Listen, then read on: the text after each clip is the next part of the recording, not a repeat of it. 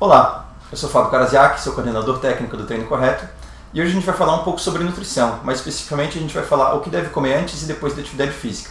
Eu estou aqui com o Brian Cordeiro, ele é nutricionista e além de ser nutricionista esportivo e funcional, ele é mestre em nutrição, ele é especialista em fisiologia do exercício e ele também é formado em educação física. E aí, Paulo? Beleza, cara? Beleza, cara?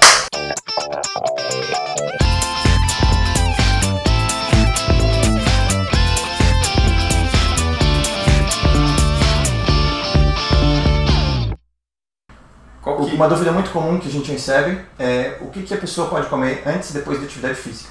Eu sei que depende do tipo de atividade física, a gente deve comer uma coisa diferente, ou mais algum nutriente ou mais outro, então eu queria que tu explicasse o que é interessante comer antes de uma atividade de força ou antes de uma atividade aeróbica, esse tipo de coisa. Legal, cara. Bom, primeiro é interessante a gente entender que hoje em dia a gente tem vários tipos de estratégias nutricionais e aí depende muito do objetivo da pessoa. Por que do objetivo? Bom, se eu quero fazer uma pessoa ganhar massa muscular, eu tenho que fazer com que ela treine o máximo possível, com a maior eficiência possível, porque tu sabe, para ganhar massa muscular eu preciso causar lesão muscular, preciso causar fissura de fibras musculares e é isso que vai gerar a adaptação do músculo e ele vai hipertrofiar. Então se eu quero fazer ele treinar bem, eu tenho que dar energia para ele e a energia, sempre que a gente fala em treino com intensidade, está relacionado a um consumo adequado de carboidratos antes do treino. Bom, se o objetivo for definir, reduzir gordura ou então otimizar a utilização de gordura durante o treino, talvez a estratégia seja o contrário, é não dar o carboidrato antes do treino ou algumas horas antes do treino para induzir o teu corpo a utilizar a gordura como fonte de energia. Mas daí isso a gente não está falando de um treino de alta intensidade, a gente está falando de um treino de endurance, um treino metabólico, onde a gente vai tentar fazer com que o músculo se adapte, aumentando o número de mitocôndrias e aí com o tempo a gente consiga utilizar gordura como fonte de energia. Então são estratégias diferentes, sabe? Depende da pessoa, depende do objetivo. Tu me perguntou o seguinte, se a pessoa, para um treino de força e para um treino de endurance, o que a gente vai comer? Bom, nesses casos, pensando no foco principal de cada modalidade, que é na musculação, no treino de força, hipertrofiar, gerar lesões musculares para ganhar massa muscular, o ideal seria essa refeição conter uma quantidade que vai equivaler a 1 grama de carboidrato, pelo menos, por quilograma de peso. Fábio, quanto é que tu pesa? Eu peso 85 quilos. Então, para o Fábio, que pesa 85 quilos e faz treino resistido, treino de força, treino de musculação, eu precisaria dar mais ou menos 80, 85 gramas de carboidrato para ele numa refeição que antecede ao treino. Bom, o tempo dessa refeição vai depender do quanto tu precisa comer.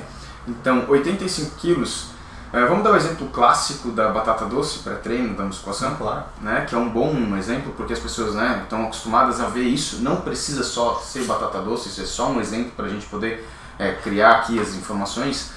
Mas eu precisaria te dar mais ou menos 320 gramas de batata doce, Fábio, para eu conseguir atingir essa quantidade, é bastante coisa. Óbvio que tu não consegue comer isso meia hora antes do teu treino. Então eu vou ter que te dar isso 1h30, 2 horas, para dar tempo de fazer o processo digestivo. E a ideia é que essa energia toda chegue até o teu músculo e ela esteja disponível na hora do treino. Então tem que ter uma digestibilidade boa. Então 1h30, 2 horas. É óbvio, né? Se é uma refeição para dar energia, eu não vou dar só carboidrato, claro, vou botar um pouco de proteína ali e aí tem algumas continhas que a gente faz também que estão relacionadas ao ganho de peso.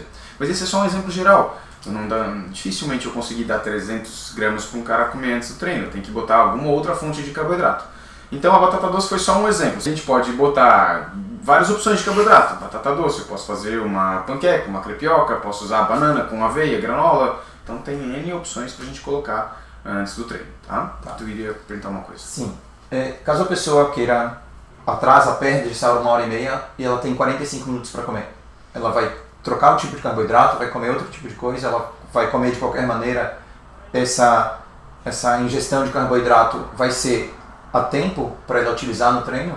Vai, aí a gente tem que mudar o tipo de carboidrato. Quando a gente tem mais tempo, a gente vai dar prioridade para um carboidrato de absorção mais lenta. Quando eu tenho menos tempo, muitas vezes eu tenho que diminuir a quantidade também de carboidrato. Não vou conseguir te dar talvez os 80 gramas que eu preciso te dar, que é 1 grama por quilograma de peso, 85. Talvez eu consiga te dar 40, 45. Então, se eu tenho, por exemplo, 45 minutos, a prioridade é eu te dar algo mais líquido. Então uma vitamina vai cair muito bem, então vou botar uma banana com aveia, canela, vou botar talvez algum outro tipo de carboidrato e misturar uma proteína ali dentro, seja whey ou seja o próprio leite. Mas eu preciso fazer com que a digestibilidade seja mais rápida. Então eu vou diminuir um pouco a quantidade e vou fazer com que ele se torne mais rápido de digerir e aí o líquido facilita. O restante do carboidrato eu vou ter que te dar numa refeição mais distante, tipo o próprio almoço, se tu treina à tarde ou à noite, ou o café da manhã, então eu vou ter que te colocar isso numa outra refeição, para que a gente consiga fazer o máximo da tua performance. Chegar no treino com condições de treinar, para que a pessoa consiga executar direito, o personal exige o máximo dele, ou ele vai lá e se sinta bem, e vá até a falha.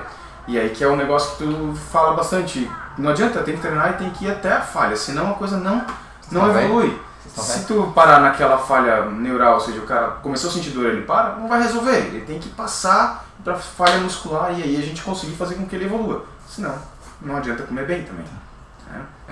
Tem mais uma dúvida? Qual que é a função do carboidrato nesse caso? É proporcionar energia, nutrir a musculatura para poder produzir mais força. E da proteína?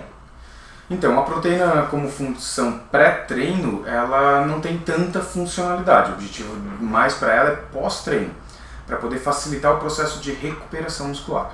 Mas na verdade, não é só a gente falar, tem que comer proteína depois do treino. Os últimos estudos e os últimos artigos, Fábio, falam justamente que é mais importante tu distribuir a proteína lá a cada 3, 4 horas do que tu colocar ela em grande quantidade numa pequena refeição. Então, hoje o que a gente recomenda, o que a gente tem de orientação é a gente distribuir uma quantidade que vai de 0,25 gramas de proteína por quilograma de massa magra. Para isso eu preciso fazer a variação da composição corporal da pessoa, saber a quantidade de massa magra que ela tem. Vou fazer essa continha e vou colocar isso a cada 3, 4 horas. A gente poderia te dar o exemplo de novo, mas vou ter que me dizer o quanto tem de gordura. 10%. 10% de gordura por 85 quilos, quanto é que sobra de massa magra aí? Vamos fazer uma conta rápida aí? 76,5.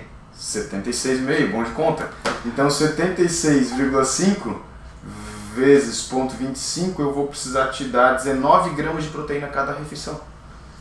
Então eu tenho que te dar isso no teu café da manhã, a cada 3, 4 horas, para a gente otimizar as sinalizações celulares. O que é sinalização celular, para a galera entender?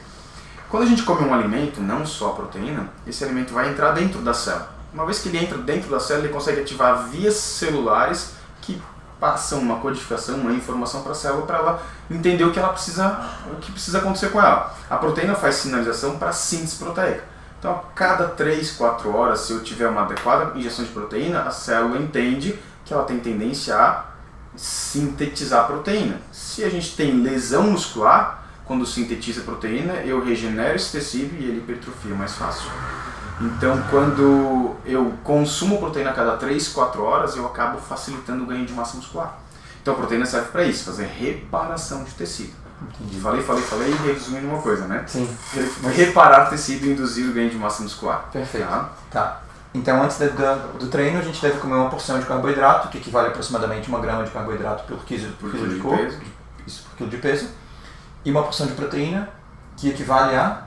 Mais ou menos 0,3 gramas por quilograma de peso. Então, uma pessoa de 80 quilos, eu vou precisar 0,3 gramas por quilograma de peso. Tá. E após o treino? Obrigado por assistir essa videoaula até agora. A resposta para essa pergunta e muitas outras você vai ver na segunda parte dessa videoaula, que vai ao ar semana que vem, dia 18 de fevereiro. Essas pessoas que comem pouco, qual que é a consequência que isso pode trazer? Os esportes coletivos, eles geralmente são mais intensos. Se você gostou dessa primeira parte, deixe sua curtida e seu comentário. Para continuar nos acompanhando, basta você se inscrever no nosso canal, pois toda semana a gente lança uma videoaula nova. Vejo vocês domingo que vem. Um abraço e boa semana!